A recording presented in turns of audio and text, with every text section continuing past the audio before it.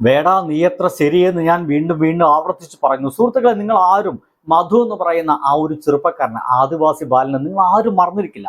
ഭക്ഷണം മോഷ്ടിച്ചതിൻ്റെ പേരിൽ, ഒരു മഞ്ഞൾപ്പൊടി മോഷ്ടിച്ചതിൻ്റെ പേരിൽ, മുളക് പൊടി മോഷ്ടിച്ചതിൻ്റെ പേരിൽ നാട്ടുകാർ വളഞ്ഞിട്ട് ഒരിക്കലും തിരിച്ചടിക്കില്ലെന്ന് ബോധ്യമുള്ള ആ ഒരു ആദിവാസി പയ്യനെ അടിച്ചടിച്ചടിച്ചടിച്ച് നമ്മൾ മലയാളികൾ കൊന്നുകളഞ്ഞത് നിങ്ങൾ ആരും മറക്കില്ല. അതേപോലെ സംഭവം പ്രിയ സുഹൃത്തുക്കളെ ഇന്ന് സംഭവിച്ചിരിക്കുന്നു. അതേ അട്ടപ്പാടിയിൽ തന്നെ ഒരു ചെറുപ്പക്കാരനെ കാർ ആക്രമിച്ചു എന്ന് പറഞ്ഞതിൻ്റെ പേരിൽ അവനെ കെട്ടിയിട്ട് ഒരാളിങ്ങനെ പിടിച്ചു നിൽക്കുന്നത് കാണാം. 1 മണിക്കൂറോളം ആ ഒരു മഴയത്ത് നിർത്തി അവൻ അടിച്ച് ഉപദ്രവിച്ചു എന്നുള്ളതാണ്. ഏറ്റവും രസകരമായ കാര്യം എന്ന് വെച്ച് കഴിഞ്ഞാൽ ആ കാറുകാര് ഈ ഒരു പയ്യനെതിരെ, ഈ ഒരു ആദിവാസി ബാലനെതിരെ കേസ് കൊടുത്തിട്ടുണ്ട്. പക്ഷേ ഈ അടി കിട്ടിയ ബാലൻ ഇതുവരെ തിരിച്ച് കേസ് കൊടുത്തിട്ടില്ല, അല്ലെങ്കിൽ തിരിച്ച് കേസ് പോലീസ് ഏറ്റെടുത്തിട്ടില്ല. അടി കിട്ടിയിരിക്കുന്നത് ഒരു ആദിവാസി ബാലനാണ് എന്ന് നമ്മൾ ഓർത്തുകൊള്ളണം. ഇപ്പോഴാണ് നമ്മൾ വേടം പറഞ്ഞ കാര്യങ്ങളൊക്കെ നമ്മൾ ഓർത്തു പോകേണ്ടത്. കാട് കട്ടവൻ ഇവിടെ ജീവിക്കും, പക്ഷേ ചോറ് കട്ടവൻ മരിക്കും എന്ന് നമ്മുടെ ആ ഒരു വേടൻ പറഞ്ഞ വാക്കുകൾ ഇപ്പോൾ അന്വർത്ഥമാവുന്നുണ്ട്. എന്തായാലും വാർത്തയിലേക്ക് കടക്കാം. നേരത്തെ അട്ടപ്പാടിയിലെ മധുവിനെ ഓർമ്മിപ്പിച്ചത് അട്ടപ്പാടിയിൽ തന്നെയുള്ള മറ്റൊരു വിവരമായിരുന്നു. ആദിവാസി യുവാവിനെ കെട്ടിയിട്ട് മർദ്ദിക്കുന്നതിന്റെ ദൃശ്യങ്ങൾ പുറത്തു വന്നിരിക്കുന്നു. ചിറ്റൂർ സ്വദേശി സിജു വേണുവിനാണ് പരിക്കേറ്റത്. ഇക്കഴിഞ്ഞ 24-നായിരുന്നു സംഭവം. പഠനത്തിൽ യുവാവിന് ശരീരമാസകലം. എന്റെ പ്രിയ സുഹൃത്തുക്കളെ, ചിരിക്കുന്നുണ്ട്, ആളുകൾ ചിരിക്കുന്നുണ്ട്. കെട്ടിയിട്ട് തല്ലി ഹോസ്പിറ്റലിൽ കൊണ്ടുപോകാനോ കുഴപ്പമില്ല. അവരവിടെ തന്നെ 1 മണിക്കൂർ 1.5 മണിക്കൂർ അവിടെ തന്നെ കെട്ടിയിട്ടു, മഴയത്ത് കെട്ടിയിട്ടു. പിന്നെ അവിടുത്തെ നാട്ടുകാര് ആണ് എന്നെ രക്ഷിച്ച് ഹോസ്പിറ്റലിൽ കൊണ്ടുപോയതും എല്ലാവരാണ് ചെയ്യുന്നത്.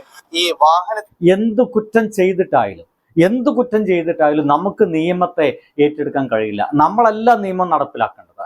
അതിനിവിടെ പോലീസ് ഡിപ്പാർട്ട്മെന്റ്, അങ്ങനെ ഒരുപാട് ഡിപ്പാർട്ട്മെന്റുകൾ സിസ്റ്റം ഉണ്ടെന്നേ. അവരെ ഏൽപ്പിക്കുക.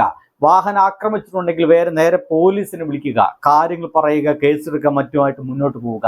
ഇവിടെ സംഭവിച്ചിരിക്കുന്നത് തിരിച്ചടിക്കില്ലെന്ന് ബോധ്യമായ ഒരു ചെറുപ്പക്കാരനെ, ഇവിടെയുള്ള സംസ്കാരമുണ്ടെന്ന് പറയുന്ന ആളുകളൊക്കെ 1 മണിക്കൂറോളം ആ ഒരു മഴയത്ത് അവനെ കെട്ടിയിട്ടു എന്നുള്ളതാണ്. നോക്കൂ, 1 മണിക്കൂറോളം ഒരു പയ്യനെ, നമ്മളപ്പോൾ ഒരാളെ 1 മണിക്കൂറോളം നടു റോട്ടിന്റെ ഒരു സൈഡ് ഭാഗത്ത് കെട്ടിയിടുക, ആളുകളെല്ലാം കണ്ടു നിൽക്കുക, ആളുകളെല്ലാം വാഹനത്തിലൂടെ കണ്ടുപോവുക എന്ന് പറയുമ്പോൾ നമ്മുടെ അഭിമാനം എന്ന് പറയുന്ന സംഭവം മരിച്ചു പോകില്ല സുഹൃത്തുക്കളെ? മരിച്ചു പോകും, തീർച്ചയായിട്ടും മരിച്ചു പോകും. നമുക്ക് ഓരോരുത്തർക്കും അഭിമാനമുണ്ട്. ഈ പറഞ്ഞ സിജു എന്ന് പറഞ്ഞ ഈ പയ്യനുണ്ട് ആ ഒരു ആത്മാഭിമാനം, മനുഷ്യനെന്ന നിലയ്ക്കുള്ള ഒരു ആത്മാഭിമാനം. അതാണ് അവിടെ ഇല്ലാണ്ടാക്കി കളയുന്നത്. ഇവിടെ എന്തുകൊണ്ടാണ് അത് സംഭവിക്കുന്നതെന്നാണ്. അവനൊരു ആദിവാസി പയ്യനാണ്, അവനെ കെട്ടിയിട്ട് തല്ലിയാൽ ഒരാളും ചോദിക്കാൻ വരില്ല. അതാണ് ആ ഒരു ഉറപ്പിന്റെ മേലാണ് ഇവിടെ ഇങ്ങനെ ഇത്തരം ആളുകൾക്കെതിരെ കുതിര കയറുന്നതെന്ന് മനസ്സിലാക്കുക. ഞാൻ വീണ്ടും പറയുന്നു, നമ്മുടെ വേടൻ പറഞ്ഞ വാക്ക് വീണ്ടും വീണ്ടും അന്വർത്ഥമാക്കുകയാണ്. കാട് കട്ടവൻ ഇവിടെ ജീവിക്കുകയും ചോറ് കട്ടവൻ ഇവിടെ മരിക്കുകയും ചെയ്യും. ത്തിന്റെ ഉടമയുടെ പരാതിയിൽ യുവാവിനെതിരെ കേസെടുത്തിട്ടുണ്ട് എന്നാണ്. ഇത് ഏകദേശം 1 മണിക്കൂർ നേരം മഴയത്ത് കെട്ടിയിട്ട് മർദ്ദിച്ചു. ഈ സിജുവിന്റെ മുതുകിലും ചെവിയിലും കണ്ണിലും എല്ലാം പരിക്കുണ്ട്. ശരീരം ആ സകലം പരിക്കുണ്ട്. ഈ യുവാവിന് ഏകദേശം 19 വയസ്സ് മാത്രം പ്രായമുള്ള ഒരു യുവാവാണ്. ഈ യുവാവ് മദ്യപിച്ചതിന് ശേഷം ഈ വാഹനത്തിന് മുന്നിലേക്ക് വന്നു. വാഹനത്തിന്റെ ഉടമയുമായി ഡ്രൈവറുമായും വാക്കുതർക്കമുണ്ടായി. ഇതിന് പിന്നാലെ തന്നെ ഈ യുവാവ് വാഹനത്തിലേക്ക് കല്ലെറിഞ്ഞ് വാഹനത്തിന്റെ ചില്ല് തകർത്തു എന്നാണ് പോലീസ് പറയുന്നത്.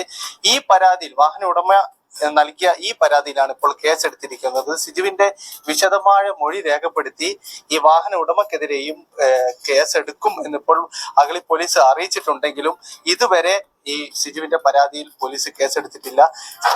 എങ്ങനെയാണ് സുഹൃത്തുക്കളെ? കേസെടുക്കില്ല. ഇനിയിപ്പോൾ വാർത്ത വന്നുകൊണ്ട് മാത്രമായിട്ട് തകൃതിയായിട്ട് ആളുകളൊക്കെ അങ്ങോട്ട് ഓടും. ഈ പോലീസുകാരൊക്കെ ഇനി അവന്റെ പരാതിയിൽ കേസെടുത്ത് അന്വേഷിക്കാൻ തുടങ്ങും.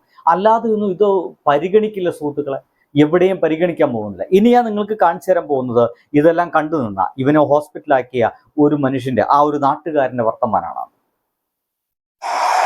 പണ്ട് മകനെ അടിച്ചു കൊന്ന മാതിരി അടിച്ചു കൊല്ലാനുള്ള പ്ലാനായിരുന്നു ഈ നാളെ സംഭവിച്ചു.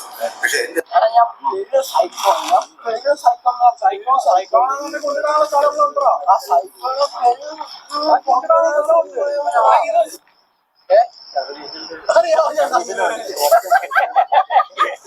വണ്ടിന്റെ മുമ്പിൽ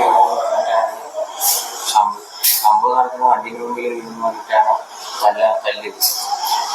കെട്ടിയിട്ട് തല്ലി, ഹോസ്പിറ്റലിൽ കെട്ടിയിട്ട് തല്ലി.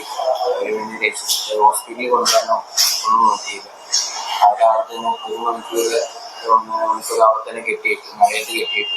പിന്നെ അവിടുത്തെ നാട്ടുകാര് എന്നെ രക്ഷിച്ച് ഹോസ്പിറ്റലിൽ കൊണ്ടുപോയതും എല്ലാം അവരാണ് ഇതിന്റെ അടിപൊളി ഇവന്റെമായി ദേഷ്യം വന്നിട്ട് ഒരു കല്ലെടുത്ത് അവനെറിഞ്ഞു. ഈ കല്ല് ഇവ മാറിയപ്പോൾ ബോട്ട് വീണ് ആ ചില്ലയെ തട്ടി, വണ്ടിയുടെ ചില്ലയെ തട്ടി ചിലത്ത് ഒരു മുരായി. ഇതാണ് സംഭവം. അപ്പോൾ വണ്ടി എറിഞ്ഞു തകർക്കുന്നതാണ് ബോട്ട്. അതിനെ അടിച്ചു, മഴയത്ത് കയറിട്ട് കെട്ടി വലിച്ചു, അടിച്ചിട്ട് കൈ പിന്നെ പുറകിൽ കുച്ചി കെട്ടിയിട്ട് പോസ്റ്റമേ കെട്ടി 2 മണിക്കൂർ തുണിയില്ലാണ്ട് പോസ്റ്റർ നിർത്തില്ല റോഡിൽ. പണ്ട് മകനെ അടിച്ചു കൊന്ന മാതിരി അടിച്ചു കൊന്ന പ്ലാനായിരുന്നു ഈ നാളെ സംഭവിച്ചു. പക്ഷെ എന്റെ നാട്ടുകാരായ പയ്യന്മാർ 6 ആൾ രക്ഷിച്ചു. ആ രക്ഷിക്കുമ്പോൾ ആ രക്ഷിച്ചവർ ഇന്നലെ സ്റ്റേഷനിൽ വിളിച്ചു.